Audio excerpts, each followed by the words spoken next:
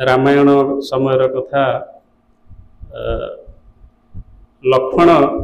प्रभु राम पाखे जा कहते जे प्रभु मते मुझे तीर्थ भ्रमण करने को जीवा चाहूँगी तेणु आपण मते अनुमति प्रदान करंतु। रामचंद्र सेठू सांगे सांगे अनुमति देदेले कहले हाँ किसी कथा नहीं जाओ तुम इच्छा तुम्हें जुआड़े तीर्थ भ्रमण करने को जीव जाओ कहीदे कि मुरुकी हस टी हसीदेले।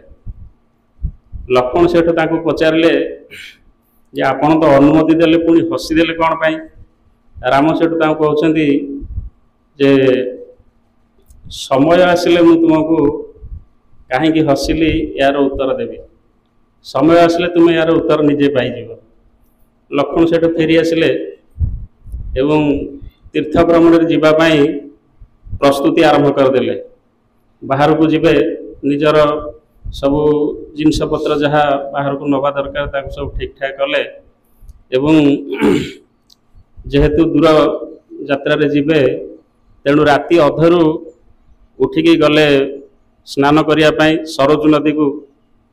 राति अधरू उठिकी जाइकी देखिले सरोज नदीर जो तुठ को से गले जो घाट को गले देखिले सेठी प्रबल साधु सन्थ महात्मा सब विभिन्न देवादेवी माने सब स्नान करछंती।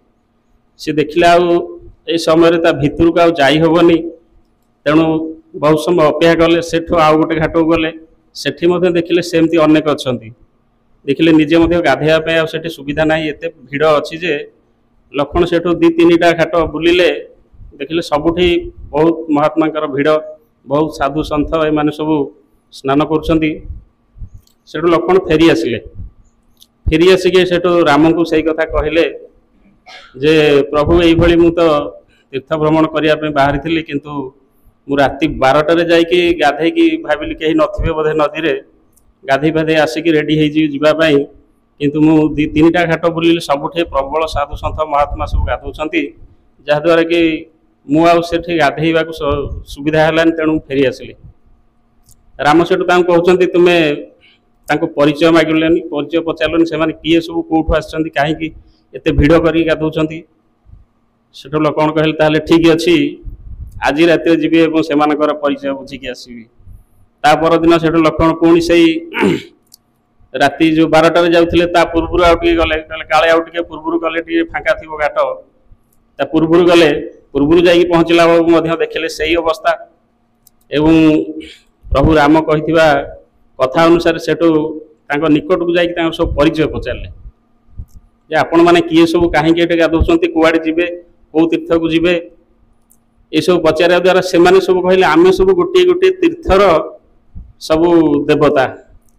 किए गया किए गंगा किए काशी किए वाराणसी किए सब विभिन्न जो बड़ बड़ तीर्थरे लोक जाइए स्नान करती से तीर्थर देवता माने आसिक सरोज नदी स्नान कर सेठू किसी समय पर देखिले आकाश रे गोटे विराट काय व्यक्ति जड़े उड़ी उड़ी आसुँच से नदी में बुड़िले एवं बुड़ी की उठिला बेलू शरीर पूरा बदली गला जड़े देवतार परिणत हो गले। सेठू परिचय पचारियापाई से लक्ष्मण सेठू जड़े साधु थे सेठू पचारे जे ये कौ देवता ना ये होती प्रयागराज जोटा कि सब तीर्थ भितर प्रधान से प्रयागराजर ये होती देवता प्रयाग देवता ये आसिकी सरोज नदी में स्नान कर। लक्ष्मण सेठू किसी बुझीपारे जे एमाने सब तीर्थ जो तीर्थ को मु जीवी बोली भावुची जाइकी देखिबे एवं सेठी स्नान करी बोली भावुची एमाने निजे आसिकी एठी सरोज नदी रे स्नान करुछन्ती कौन कारण कौन। से साधु जन पचारे से सेठू बुझाऊछन जे एमाने समस्ते आसुछन्ती निजर पाप छड़ैया पई ए सरोज नदी रे ए सरोज नदी रे थरे बुड़ी पड़े से देहरे से जल जो सब विभिन्न प्रकार लोक विभिन्न प्रकार व्यक्ति गाधौंट पवित्र होती से पवित्र करुँच तेणु एका देहरे जो किसी पाप बा किसी मली धूली रही जाऊँगी परिष्कार करने सबुदिन राति आसती